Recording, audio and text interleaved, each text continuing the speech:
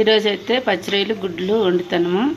పచ్చిరొయ్యలు first అయితే నీట్గా కడిగేసి ఉప్పు కారము సాల్ట్ అన్నీ వేసేసి గరం మసాలా ధనియాల పౌడర్ అన్నీ వేసి నీట్గా కలిపేసి ఒక 5 నిమిషాలు ఉంచాక గుడ్లు ఉడక పెట్టేసి వేపేసిన తర్వాత మనం ఉల్లిపాయలు అయితే వేగించుకోవాలి. వేగించుకున్న తర్వాత రొయ్యలు అయితే అందులో వేసేయాలి.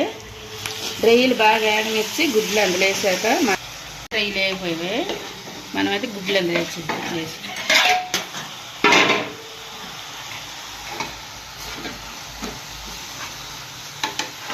గుడ్లు రొయ్యల కూర గుమ్మలాడుకోవాలి.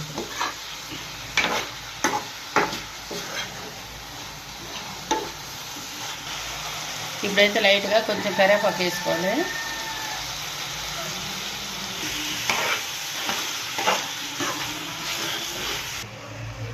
రొయ్యలు కడిగేటప్పుడు ఉప్పు కారం వేసాం కదా, ఇప్పుడైతే తాలింపులోన ఉప్పు కారం వేయలేదు. ఇప్పుడు రుచికి సరిపడినంత మనం చూసుకొని ఉప్పు కారం వేసి ఇప్పుడైతే కూరకు తగ్గట్టుగా కొంచెం వాటర్ వేసుకుంటున్నాను. ఇందాక రొయ్యలు కడిగేటప్పుడు ఉప్పు కారం పెట్టుకున్నాం కదా. ఇప్పుడు ఈ వీడియో మీకు యూస్ఫుల్ అయినట్టయితే మా వీడియోకి లైక్ చేసి షేర్ చేసి కామెంట్ చేయండి, సబ్స్క్రైబ్ చేసుకోండి.